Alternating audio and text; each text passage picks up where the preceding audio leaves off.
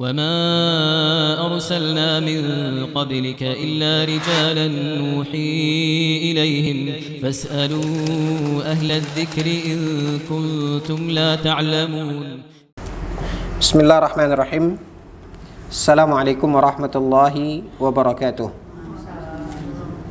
الحمد لله حمدا كثيرا طيبا مباركا فيه كما يحب ربنا ويرضى. أشهد أن لا إله إلا الله وحده لا شريك له وأشهد أن محمدا عبده ورسوله لا نبي بعده. Puji syukur kepada Allah Subhanahu wa taala, salawat beserta salam pada junjungan kita Nabi Muhammad sallallahu alaihi wasallam. Ibu-ibu yang berbahagia, melanjutkan bahasan kita di kitab Adabil Mufrad.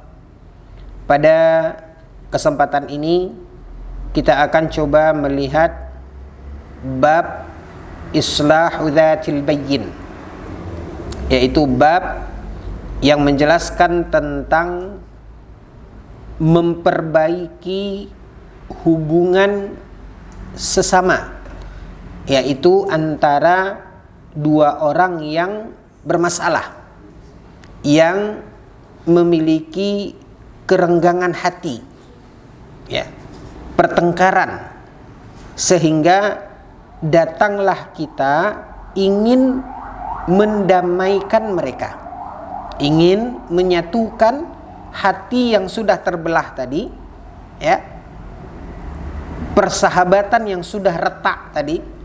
Maka kita datang sebagai orang yang islah, yang mendamaikan atau memperbaikinya. Bab Islahu Dzatil Bayyin. Imam Al-Bukhari menukilkan dengan sanadnya sampai kepada Abu Darda radhiyallahu anhu, di mana Abu Darda menceritakan dan meriwayatkan anin Nabi sallallahu alaihi wasallam, di mana Nabi sallallahu alaihi wasallam bersabda. Apa kata Nabi?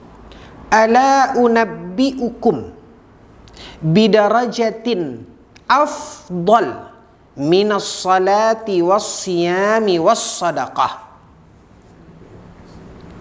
Nabi sallallahu alaihi wasallam bersabda, Ibu, dalam hadis ini, dalam riwayat ini, yaitu riwayat Abu Darda, apa kata Nabi sallallahu alaihi wasallam?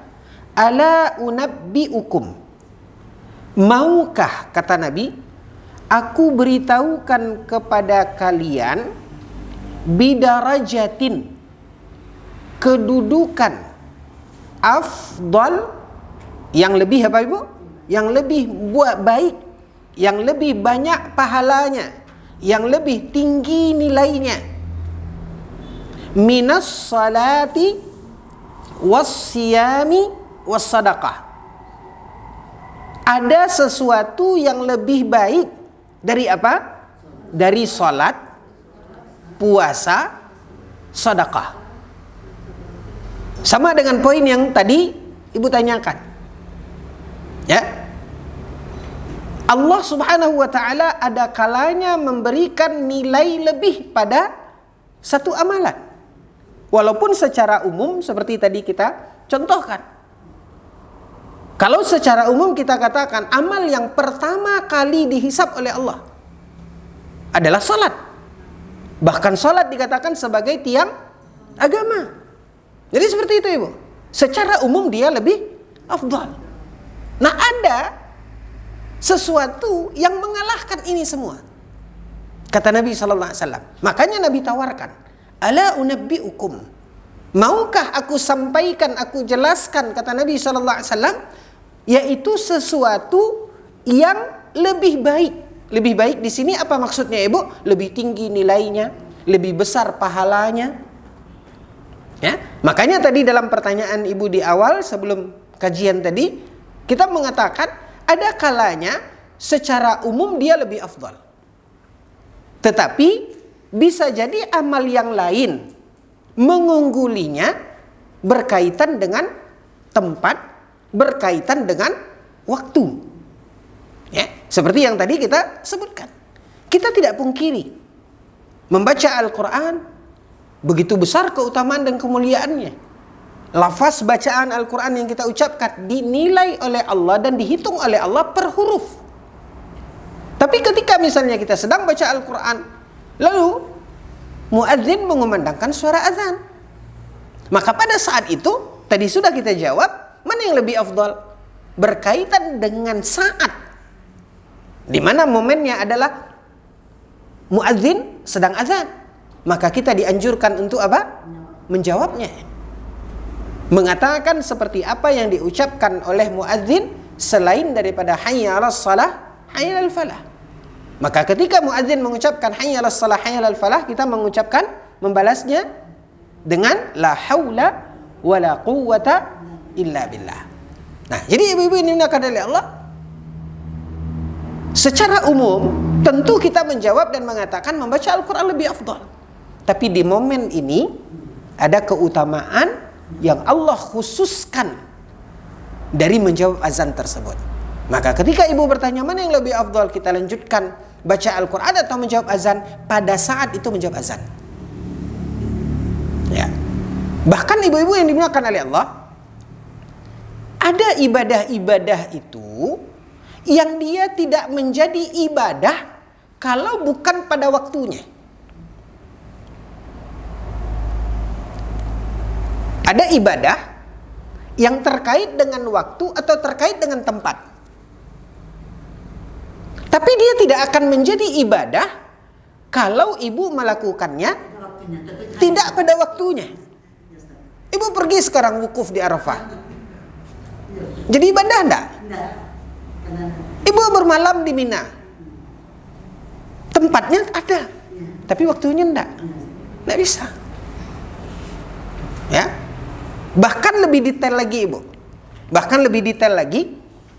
ada ibadah yang dia akan menjadi ibadah kalau dia ada di dalam satu ibadah yang ibu lakukan. Jangan bingung dulu. Nanti seperti kata orang Arab, wabil mithali tattadihul maqal. Dengan contoh baru akan lebih jelas oleh ibu. Saya ulangi statementnya. Bahkan ada satu ibadah dia baru dinilai sebagai ibadah kalau dia ibu lakukan dengan ibadah yang lain. Karena dia ibadah ini dia bernilai ibadah kalau dia nempel di sini. Kalau dia berdiri sendiri tidak jadi ibadah. Ayo, apa ibu? Makanya dikatakan ini akan menjadi ibadah idza kana maqrunan, apabila dia menempel ke sini. Ya. Tapi ini rahasia, Bu. Ini rahasia. Apa itu? Mencium Hajar Aswad. Dia menjadi ibadah kalau dilaksanakan ketika tawaf. Ibu kucek-kucek lari ke Ka'bah, ndak niat tawaf ibu. Ibu masuk masjid, nampak kosong. Lari ibu kejar ke, ibu cium Hajar Aswad itu. Ndak jadi ibadah. Karena mencium Hajar Aswad mesti makrunan bit tawaf. Mesti diikut dengan tawaf. Lihat ibu. Ya. Makanya kita di dalam ibadah itu lakukan sesuai dengan kaifiyah, tata cara yang memang ada di dalam dalil. Seperti apa yang dicontohkan oleh Nabi SAW. Ya. Kalau kita lakukan mencium Hajar tadi dulu sebelum tawaf boleh enggak, Pak? Setelah itu ibu tawaf enggak? Iya, tawaf. Ya udah, berarti itu makrun. Makrun itu artinya mengikuti. Baik itu sebelum atau sesudah. Boleh kan? Boleh. Tapi maksud saya tadi ibu datang, ibu duduk situ sambil nunggu waktu sholat. Begitu petugas lagi ngatur-ngatur orang mau sholat, ibu dekat nih. Rugi banget kan kita. Langsung ibu kejar, ibu cium, tidak jadi ibadah. Tapi setelah mencium kita baru tawaf kan boleh. Kau udah kita jawab tadi. Ya. Artinya dia harus mengikuti tawaf. Apakah sebelum tawaf atau sesudah tawaf atau sedang. Makanya itu bahasanya makrun bit tawaf. Oke. Jadi begitu Ibu. Ada waktu-waktu tertentu yang mungkin satu ibadah yang tadinya posisinya di bawah ibadah yang lebih afdal, dia akan terdongkrak karena berkaitan dengan tempat dan waktu. Ya. Atau ada kalanya satu ibadah seperti disebutkan oleh Nabi SAW di dalam sebuah hadis, dia memiliki keutamaan tersendiri yang karena keutamaannya dia lebih afdal dari ibadah-ibadah yang kita ketahui. Ibadah-ibadah itu adalah ibadah-ibadah yang sangat tinggi nilainya. Apa contohnya? Keutamaan melakukan kebaikan, ibadah, amal saleh di awal bulan Zulhijjah. Apa kata Nabi SAW dalam hadis? Tidak ada satu amal soleh pun yang dilakukan di awal bulan Zulhijjah ini, ya, yang mengalahkan amal soleh di waktu yang lain. Ya, apapun amal soleh, tidak dikhususkan oleh Nabi amal solehnya. Lakukan amal soleh. Apapun yang ibu lakukan di awal bulan Zulhijjah itu, dia mengalahkan amal soleh di waktu yang lain. Salat ibu di awal bulan Zulhijjah itu nilainya lebih tinggi dari salat ibu hari ini. Kita ingatkan di masa itu, ketika kita mengupas hadis ini, kita contohkan. Anggaplah seandainya sekarang tanggal 2 Zulhijjah, pas hari Kamis, lalu kita taklim. Amal soleh enggak ibu? Amal soleh. Taklim kita waktu itu, hari itu mengalahkan taklim kita di waktu-waktu yang lain. Ya. Karena hari Kamis ini gitu. Karena awal bulan Zulhijjah. Ini kan keutamaan awal bulan Zulhijjah. Yang dikatakan oleh Nabi apa? Lebih afdal dibandingkan amal saleh di waktu yang lain. Lalu sahabat bertanya, walal jihadu fi sabilillah? Ya Rasulullah, apakah amal soleh di situ juga mengalahkan jihad fi sabilillah? Kita tahu ibu, apa balasan dari jihad? Begitu tinggi kemuliaan daripada berjuang berperang di jalan Allah. Begitu besar keutamaan pahalanya. Ditanya oleh para sahabat, apakah amal soleh di awal bulan Zulhijjah itu mengalahkan jihad? Kata Nabi apa? Ya. Nah, balik ke pertanyaan ibu tadi. Kalau ibu membaca, melihat begitu mulianya para mujahidin, kan gitu ibu, mereka berperang di jalan Allah. Bahkan mereka menjaga saja. Ketika berjihad itu bertugas mereka jadi apa? Di camp para pejuang itu misalnya. Apa kata Nabi dalam hadis, ribatu yaumin fi sabilillah? Ya, berjaga-jaga satu malam saja di jalan Allah, ya, itu sangat besar kemuliaannya, keutamaannya, seperti disebutkan oleh Nabi dalam hadis yang sahih. Nah, tentu ibu berpikir, lah bagaimana kita hari ini? Tentu tidak dapat kita pahala jihad itu. Mau jihad, kita jihad kemana? Ya. Yang kedua, bagaimana kita akan berjihad? Saya kan seorang perempuan. Nah, gitu ibu. Tentu saya tidak dapat keutamaan jihad itu. Mungkin kita berpikir seperti itu. Nah, apakah kemuliaan dan keutamaan itu sesuatu yang mahrum, sesuatu yang mustahil ibu gapai? Tidak ada yang mustahil. Kembali bagaimana kita bisa berkontribusi.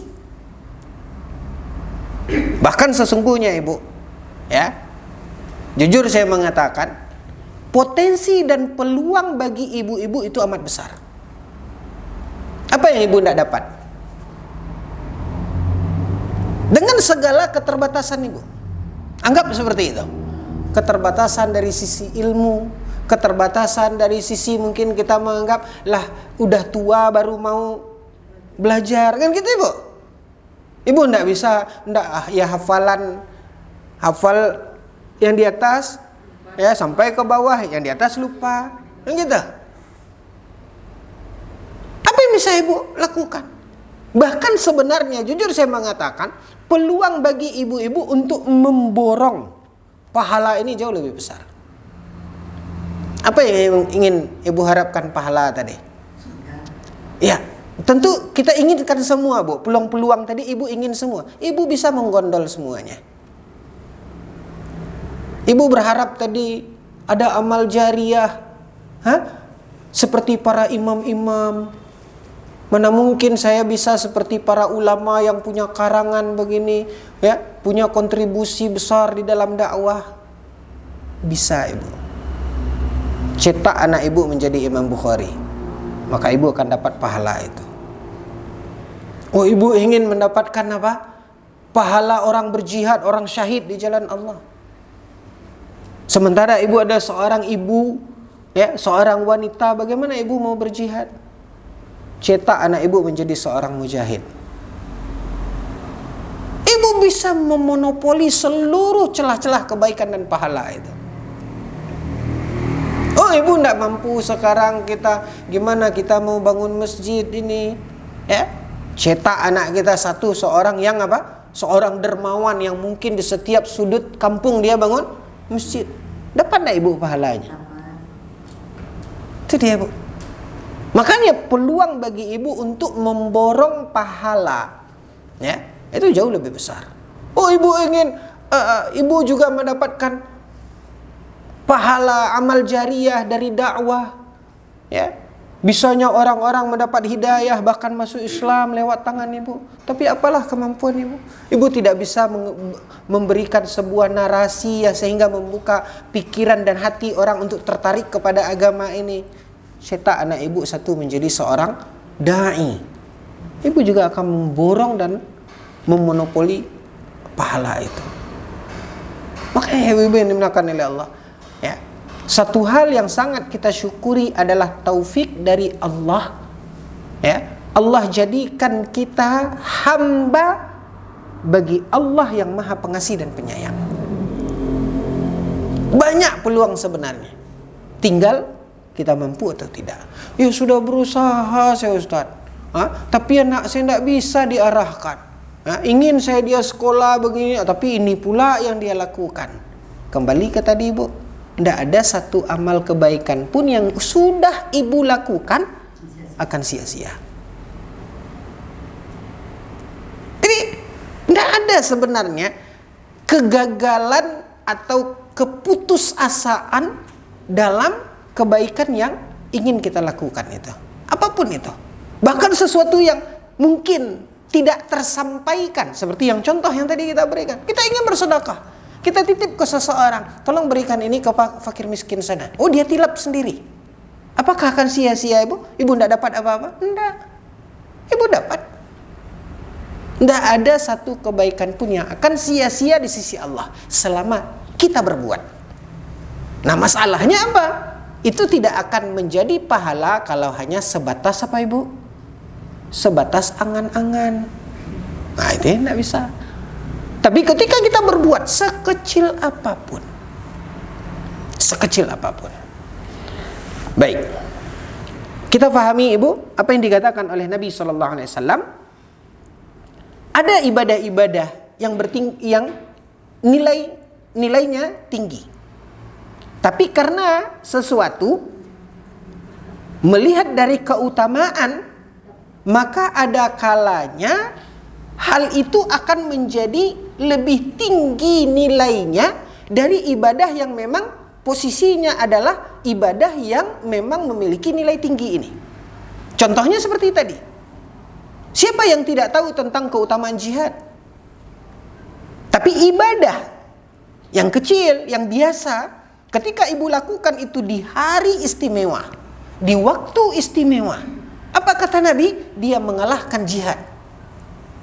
Kecuali kata Nabi SAW, orang yang berjihad dengan hartanya, dia bawa seluruh hartanya, dia pun keluar berjihad di jalan Allah Subhanahu Wa Taala dengan jiwa raganya, harta, jiwa raganya, lalu tak ada satupun yang kembali. Ini baru tak terkalahkan. Begitu kata Nabi SAW.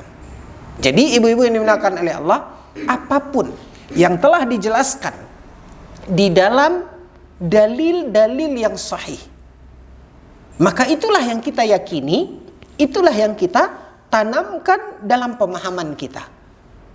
Oh, ini lebih afdol dari ini. Kenapa? Karena yang mengatakan itu siapa? Nabi. Karena yang mengatakan itu siapa? Allah. Memiliki dalil, baru kita yakini. Baru kita tanamkan itu dalam pemahaman kita, hati kita, dan keyakinan kita. Nah, seperti apa yang dikatakan oleh Nabi SAW. Ala unabbiukum, maukah aku beritahukan, kata Nabi, satu amalan yang nilainya lebih utama, lebih baik dari salat, puasa, dan sedekah. Padahal kita tahu, ibu, salat adalah amalan yang paling tinggi, tiang agama. Amalan yang pertama akan dihisab oleh Allah, sebagaimana disebutkan dalam hadis. Terus apa lagi, ibu? Puasa. Ini amalan biasa atau amalan tinggi nilainya, ibu? Tinggi nilainya. Apa kata Nabi SAW? Nabi menukilkan firman Allah Subhanahu Wa Taala dalam hadis qudsi. Apa kata Nabi? Seluruh amal itu adalah untuk orang yang melakukannya, kecuali puasa. Ya, kecuali puasa itu untukku, kata Allah. Wa ana ajzi bihi. Dan aku sendiri yang akan memberikan apanya? Balasannya.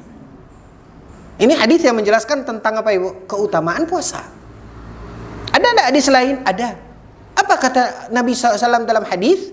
Allah menyiapkan bagi orang-orang yang berpuasa pintu khusus. Pintu kemana, ibu? Surga. Apa nama pintunya? Ar-Rayyan. Itu kalau khusus ini kan karena istimewa, ibu. Nah, banyak sekali keutamaan-keutamaan tentang puasa ini. Puasa sunat masuk juga? Sepuasa pokoknya, ibu. Yang tidak masuk, puasa sebelum operasi. Itu tidak masuk. Baik. Kemudian apa lagi, ibu? Sedekah. Apa keutamaannya? Kebaikan dari amal soleh yang lain itu dilipat gandakan oleh Allah 10 kali lipat. Satu kebaikan dilipat gandakan oleh Allah 10 kali lipat. Seperti hadis yang sudah pernah kita baca. Sedekah, ibu, berapa? 700, bahkan lebih, kan gitu. Ini kan keutamaan sedekah. Nah, satu lagi keutamaan sedekah. Apa, ibu? Orang yang sudah mati hari ini, orang yang meninggal dunia, orang tua kita, kerabat kita, sanak famili kita yang sudah mendahului kita, bu, saat ini mereka minta kepada Allah, ya Allah, izinkan kami kembali sesaat ke dunia. Dia minta sesaat, ibu. Teman-teman yang dulu sama-sama ibu duduk, sama-sama duduk di majlis taklim, ya, sekarang sudah meninggal dunia, qaddarallah ma syaa fa'al, sudah meninggal dunia. Hari ini, ibu, minta kepada Allah agar Allah izinkan dia kembali ke dunia. Untuk apa, ibu? Memang secara umum dikatakan amal saleh. Dia ingin beramal, diberikan kesempatan beramal. Amal itu kan banyak. Sementara dia minta waktu apa, ibu? Sesaat. Artinya kalau Allah izinkan, dia hanya bisa melakukan 10 amal atau 1 amal, ibu. Karena dia minta apa?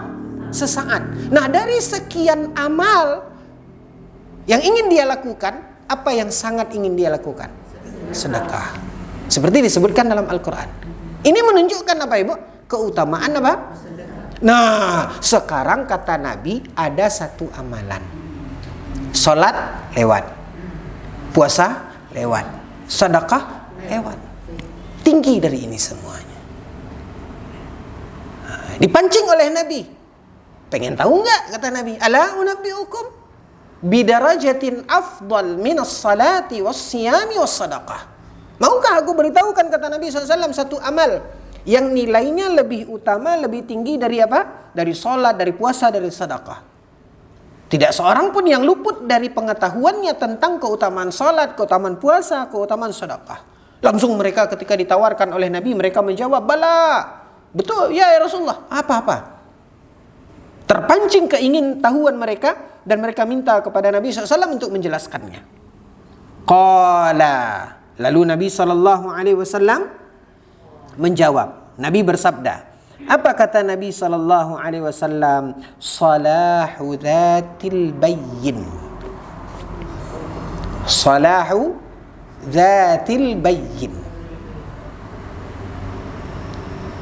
Apa itu amalan yang mengalahkan salat, puasa dan sedekah? Yaitu mendamaikan dua orang yang berseteru. Mendamaikan orang yang sedang retak hatinya. Umum ibu. Dari sisi apapun perseteruan itu. Apakah antara suami dan istri yang kadang muncul masalah ibu, terjadi keretakan. Nah kita kalau ingin peluang kebaikan yang mulia ini, damaikan. Kalau memang masih bisa apa ibu? Didamaikan. Banyak sekali ayat-ayat di dalam Al-Quran yang Allah Subhanahu Wa Taala mengatakan wa aslihu dzata bainikum. Damaikan. Ya, damaikan orang-orang yang berseteru, kata Allah Subhanahu Wa Taala, yang berselisih.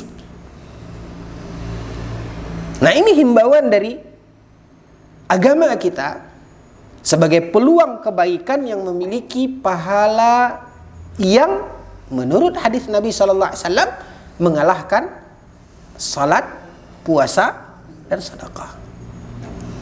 Ini adalah hadis ibu-ibu yang dimuliakan oleh Allah yang menunjukkan tentang kemuliaan dan keutamaan mendamaikan permasalahan yang terjadi antara saudara kita.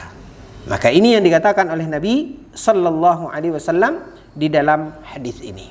Lalu kemudian Nabi sallallahu alaihi wasallam bersabda, "Wa fasadu dzalikal bayyin hiyal haliqah." Ketahuilah kata Nabi sallallahu alaihi wasallam, penyebab rusaknya hubungan baik antara manusia itu adalah kebinasaan. Itu adalah perbuatan yang sangat buruk. Nah ini kerja provokator ini bu. Orang yang tadinya tidak ada masalah, ya jadi bermasalah. Kenapa? Ada provokatornya. Ya, tergantung ibu kerusakan yang disebabkan besar dan kecil dari apa yang sudah dia lakukan itu. Ya, makanya Allah Subhanahu Wa Taala akan memberikan ganjaran dari keburukan itu setimpal dengan apa yang kita buat.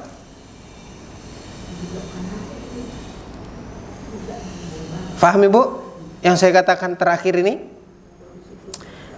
Ketika kita, apa kata Nabi? Nabi mengatakan bahwasanya memperbaiki atau mendamaikan permasalahan yang terjadi di antara saudara kita itu adalah kebaikan yang sangat tinggi nilainya. Mengalahkan apa tadi ibu? Salat, puasa dan sedekah.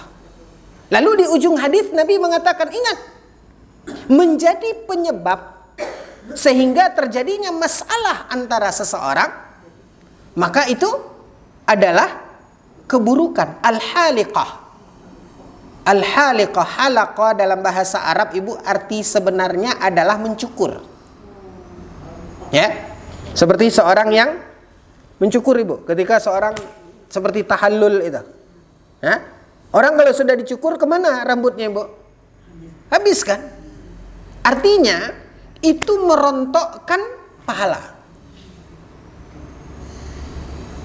Nah, ibu-ibu yang dimuliakan oleh Allah, besar dan kecilnya akibat dari perbuatan buruk itu juga kembali kepada efek dari keburukan yang kita lakukan.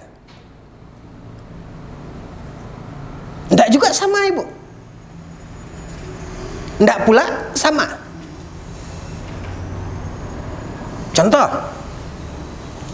bu, ada orang yang kita menjadi penyebab sehingga akhirnya retaklah rumah tangga orang itu. Artinya kita menjadi penyebab apa, Ibu? Ya, beda-beda kan, Ibu? Oke. Berdosa enggak kita yang menjadi penyebab tadi? Berdosa. Oke. Ada lagi orang berbuat dalam kasus yang sama sehingga apa? Terjadi pertengkaran, berujung kepada perceraian. Kalau yang tadi cuman apa, Ibu? Bertengkar. Nilai kerugiannya hanya setengah lusin piring. Suami istri bertengkar tadi, nilai kerugiannya apa, Ibu? Setengah lusin piring. Piring terbang. Ini akibat dari perbuatan buruk yang kita lakukan. Kita menjadi penyebabnya. Nah, ada orang yang menyebabkan juga keretakan dalam rumah tangga itu berujung kepada apa? Perceraian. Sama enggak dosanya, Ibu? Enggak. Beda. Oke? Dia berbeda-beda. Ya. Ada pasangan suami istri yang memang enggak harmonis, Ibu. Sejak awal menikah sampai hari ini, ya, bak anjing dan kucing terus suami istri ini. Enggak, tapi rumah tangga mereka apa, Ibu? Langgeng. Gitu. Disulut api sedikit saja, Ibu, jadi barang. Mat. Ya, ahlan wa sahlan sudah. Dengan orang rumah tangganya baik-baik saja. Mereka harmonis, mereka Masya Allah saling mencintai. Ya, sudah setua ini, bak serasa baru kemarin menikahnya, kan gitu. Disebabkan oleh seseorang pecah rumah tangganya. Sama enggak pahala dosanya, Ibu? Beda. Efek yang dia timbulkan. Nah, apa analoginya, Ibu? Dosa menghibah. Dosa menghibah. Apa kata Allah dalam Al-Quran?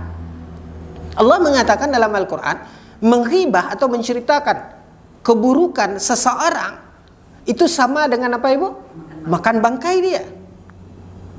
Tapi ingat, ketika yang kita ghibah itu, yang kita bicarakan itu adalah ulama, ya, maka itu berbeda.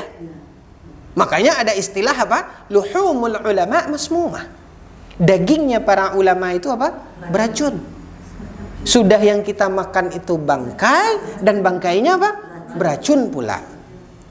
Jadi hati-hati. Takutlah kita dari keburukan yang kita lakukan.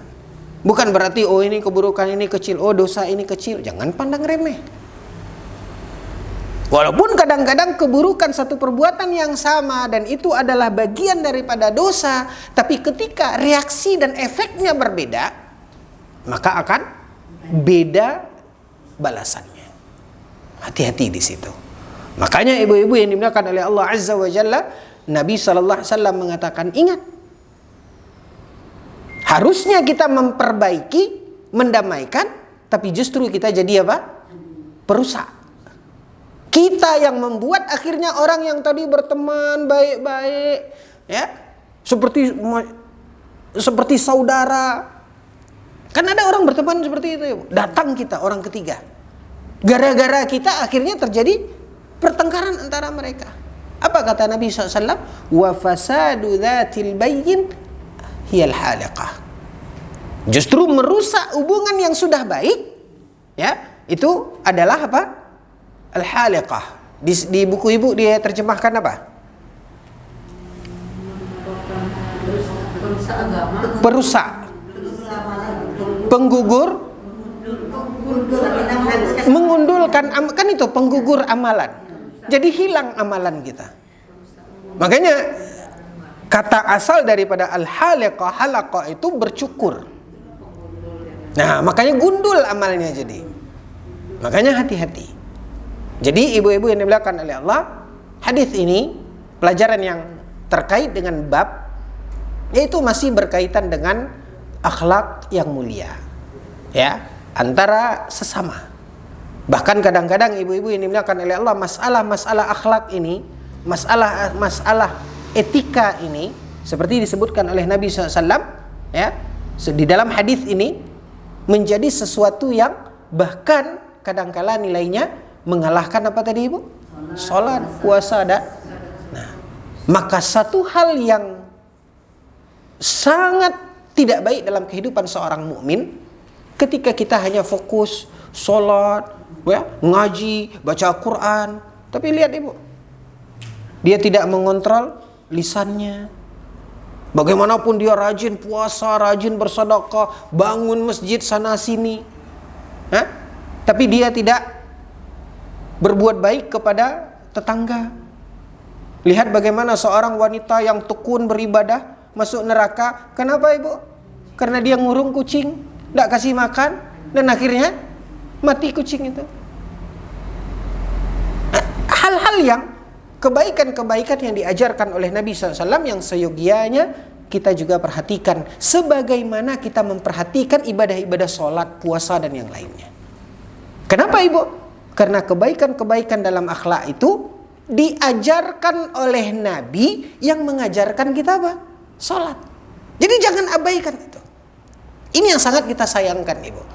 Betapa banyak kawan-kawan ya, yang alhamdulillah Allah terangi hatinya, Allah beri hidayah, dia mengerti dengan sunnah, tekun ya, mengaji, tekun beribadah, tekun belajar ya, tidak ada satu taklim pun kecuali dia hadir di situ. Tapi lihat Ibu, di rumahnya dia begitu kasar kepada suaminya, dia begitu acuh kepada istrinya, dia tidak pernah manis untuk bertutur kata kepada istrinya, abai kepada tetangganya. Nah, ini adalah hal yang tidak berimbang dalam kehidupan seorang mukmin. Terlihat Ibu di dalam hadis ini, bahkan kadang-kadang berkaitan dengan masalah akhlak, masalah interaksi kita dengan sesama ini, ada kalanya itu justru bisa mengalahkan seperti disebutkan oleh Nabi SAW, sesuatu yang bidarajatin afdal, derajatnya lebih apa Ibu? Lebih tinggi. Ya, mengalahkan ibadah-ibadah yang kita sudah tahu bagaimana kemuliaan keutamaannya. Nah, bagaimana salat, bagaimana puasa, bagaimana sedekah seperti yang kita uraikan tadi. Wallahu ta'ala a'lam. Mungkin sebelum kita akhiri Ibu, ada pertanyaan terkait tema bab, silahkan. Ustaz, ya Bu. Sekarang di WA grup itu kan suka ngedek. Dan kita tidak hafal juga kan Ustaznya itu apakah memang ilmunya kita ambil apa enggak. Jadi ada hadisnya, tapi kan kita nggak tahu juga Sahih apa enggak gitu. Ya. Lalu kalau kita share juga, kita kena dengan ancaman yang kalau kita menyebarkan apa perbohongan atas nama-nama masuk neraka yang itu, kena nggak kita ancaman? Baik. Di dalam hadis Ibu, dan hadis ini hadis mutawatir. Apa kata Nabi SAW? Man kadzaba alayya muta'ammidan falyatabawwa maq'adahu minan nar. Kata Nabi SAW, orang yang berdusta atas namaku, kata Nabi, orang yang berdusta atas namaku, maka itu dia menyiapkan tempatnya di neraka, tempat duduknya di neraka. Ya. Tapi ibu-ibu yang dimuliakan oleh Allah, Nabi mengatakan dalam hadis tadi, muta'ammidan. Dia lakukan itu dengan sengaja. Ini dia yang terancam dalam hadis tadi. Kalau ibu kan tidak sengaja, tapi karena ketidaktahuan, main apa? Main share saja. Tanpa ibu pastikan, tanpa ibu tabayun, padahal itu bukan hadis. Tapi ibu kata Nabi, pakai kata Nabi itu, artinya ibu berdusta atas nama Nabi. Nabi tidak pernah mengatakan itu. Kok ibu katakan itu? Tapi ibu tidak melakukan itu karena kesengajaan. Beda dengan ketika ibu supaya yakin orang nih, ibu sampaikan kata Nabi begini, seolah-olah ibu karang-karang hadis. Itu sengaja, kena hadis tadi. Tapi kalau ibu kan tidak sengaja, ibu melakukan itu karena kebodohan, karena ketidaktahuan, mungkin tidak sampai terkena kepada hadis tadi. tapi tetap ibu berdosa. Kenapa? Karena ibu telah punya andil menyebarkan kebatilan. Jadi apa solusinya? Solusinya jangan latah kita. Ya, tanpa kita tabayun langsung main share. Ya. Lebih baik ibu-ibu yang dimulakan oleh Allah kadang-kala kan seperti itu. Kita pengen agar orang juga tahu, biar orang tahu juga. Kita juga tahu kok gitu. Kita juga berilmu kok. Itu masuk lagi kita ke ujub nanti. Hati-hati. Jadi ibu-ibu yang dimulakan oleh Allah, kuncinya jangan latah kita. Ya. Jangan latah kita. Harus tabayun kita dulu. Jadi sekarang ibu-ibu yang dimulakan oleh Allah, kalau misalnya ibu mendapat, kan kadang-kadang kita nggak tahu nih, namanya teman, dia main share aja masuk ke medsos kita, nih layak atau tidak, kan gitu. Kita pun nggak tahu, nggak kenal semuanya atau seperti apa. Atau kadang-kadang dia menyampaikan itu nggak menyebutkan dalilnya. Ibu-ibu yang dimulakan oleh Allah, ada kaidah dalam prinsip beragama dikatakan apa? Da'ma yuribuka ila ma la yuribu. Tinggalkan apa yang kamu ragu-ragu kepada sesuatu yang kamu yakin. Kalau misalnya ibu enggak tahu, enggak kenal ini gimana, entah benar atau tidak, udah jangan tinggalkan saja dulu sampai ibu tahu. Jadi seperti itu. Baik, ibu-ibu yang dimuliakan oleh Allah, sebelum kita akhiri, saya hanya ingin menambahkan satu poin pada apa yang kita singgung pada kajian kita sebelumnya tentang keutamaan memaafkan orang yang salah. Ingat ibu, minggu kemarin bersabar kita atas perbuatan buruk seseorang, bahkan dianjurkan kita apa ibu? Untuk apa? Kita berbuat baik, sabar, kita tetap berbuat baik kepada dia, dan dianjurkan kita memaafkan. Kan gitu ibu? Walaupun kita katakan Allah tahu tidak semua kita mampu untuk memaafkan. Kan begitu ibu? Nah, setelah pembahasan itu, saya coba dalami lagi dengan mendengarkan dan membaca uraian-uraian para ulama tentang memberi maaf ini ibu, dari kesalahan yang dilakukan oleh seseorang.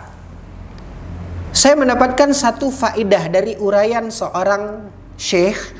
Beliau mengatakan, setelah beliau menjelaskan tentang memang keutamaan kita dianjurkan memaafkan, fa'fu wasfahu, dalam Al-Quran dihimbau. Tapi ibu, ada masa di mana sebaiknya kita tidak memaafkan.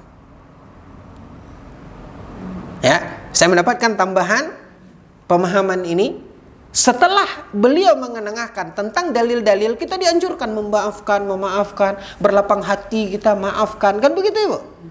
Ternyata ada kalanya lebih baik untuk tidak dimaafkan. Kapan itu? Khususnya ketika kita melihat justru kalau kita maafkan ini keburukannya lebih besar, dia tambah melunjak. Tidak boleh kita maafkan. Jadi dia. Tuh. Misalnya mana dia menjadi itu? Seperti apa tuh misalnya dia bertambah?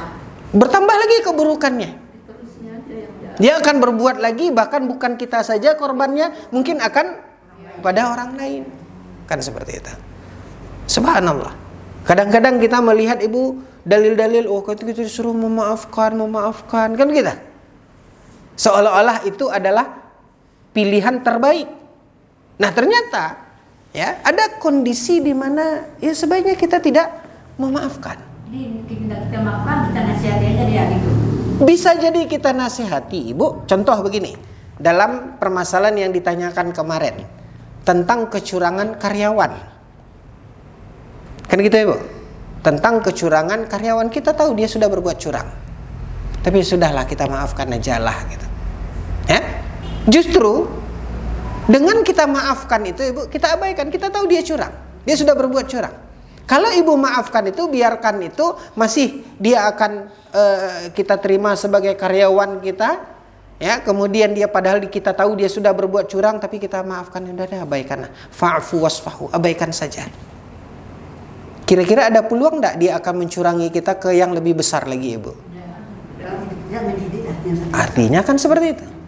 Berpotensi dia akan menjadi buruk.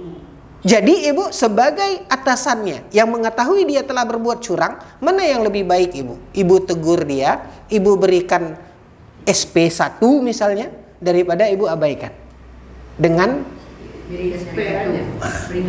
itu lebih baik. Kenapa? Baik untuk dirinya. Sehingga dia akhirnya dia tidak kebablasan Ibu. Oh ternyata Ibu tahu yang saya buat, kan begitu.